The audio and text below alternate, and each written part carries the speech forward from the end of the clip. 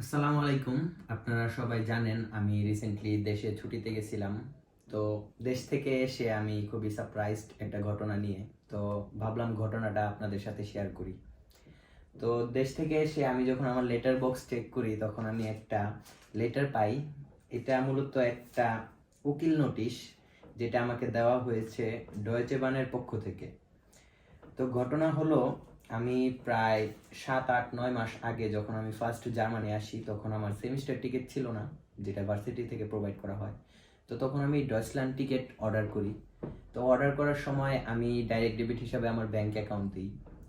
তো ফার্স্ট মান্থে আমি ওদের পে করে দেই, কিন্তু সেকেন্ড মান্থে যখন তারা ডাইরেক্ট ডেবিটটা করতে যায় তখন আমার অ্যাকাউন্টে এনাফ ব্যালেন্স ছিল না। তো যার কারণে তারা আমাকে একটা মেল দেয় যে আপনারা এই নাম্বারে পাঠায় দেন টাকাটা। কিন্তু আনফরচুনেটলি মেইলটা আমার স্পাম ফোল্ডারে চলে যায় আর আমার দেখা হয় না। তো যার কারণে এটা আমারই ভুল, কিন্তু এখন পর্যন্ত ওই টাকাটা পরিশোধ করা হয়নি। এর জন্য ডয়েচে বান আমাকে উকিল নোটিশ পাঠাইছে যে 10 দিনের মধ্যে আমার টাকাটা পরিশোধ করতে হবে, জরিমানা সহ। তো জরিমানা প্রায় 40-42 ইউরোর মতো হয়ে গেছে। সব মিলিয়ে আমার 49 ইউরোর জায়গায় 92.85 ইউরো পেমেন্ট করতে হবে, যেটা তারা তাদের কোনো মেবি উকিল বা কোনো কোম্পানির মাধ্যমে তারা ক্লেম করছে, যেটা ইউনিভার্সাল ইনকাসো, যেটা তাদের এইসব ফিনান্সিয়াল জিনিস হ্যান্ডেল করে। তো আপনারা বুঝতেই পারতেছেন যে 1 বছর আগের ঘটনা, আমি হঠাৎ বাংলাদেশে আইসা মানে কট খেয়ে গেলাম। এটা খুবই আমি সারপ্রাইজড।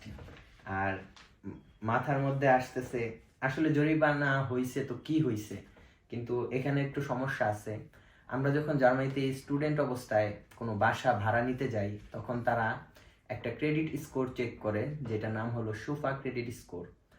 তো আমি তখন আমার সুফা পজিটিভ ছিল, তখন সুফা উঠায়া আমার এই অ্যাপার্টমেন্ট আমি 3 বন্ধু মিলে ভাড়া নেই, সবই ঠিক ছিল। তো এই সুফা স্কোর নেগেটিভ হয় এই এই ধরনের মানে কারণে, ফিনান্সিয়াল প্রবলেমগুলোর কারণে। তো এর জন্য আমি একটু চিন্তিত। আর জার্মানিতে আপনারা এই এই ঘটনার মাধ্যমে বুঝতেই পারতেছেন যে ল কত স্ট্রিক্ট। আর প্রায় একটা ভুলের কারণে আমার প্রায় বাংলাদেশি টাকায় 5-6 হাজার টাকার মতো জরিমানা দিতে হচ্ছে। তো এটাই ব্যাড লাক আমার জন্য। আর ভাবলাম আপনাদেরকেও ইনফরমেশনটা শেয়ার করি। তো আমার এই ভিডিওটার মূল উদ্দেশ্য হলো, আমরা যারা জার্মানিতে বসবাস করি তারা একটু সতর্কতা অবলম্বন করবেন এইসব ফিনান্সিয়াল ম্যাটারে। আর যারা আমার ছোট ভাইরা জার্মানিতে আসতে চায় তারা তো দেখতেই পারতেছো কিরকম স্ট্রিক্ট ল। তো ওই রকম মেন্টালিটি নিয়ে এই প্রিপারেশন নাও, যে একটা একদম স্মুথ লাইফ হবে, বাট একটা অর্গানাইজড ওয়েতে আমাদের চলতে হবে।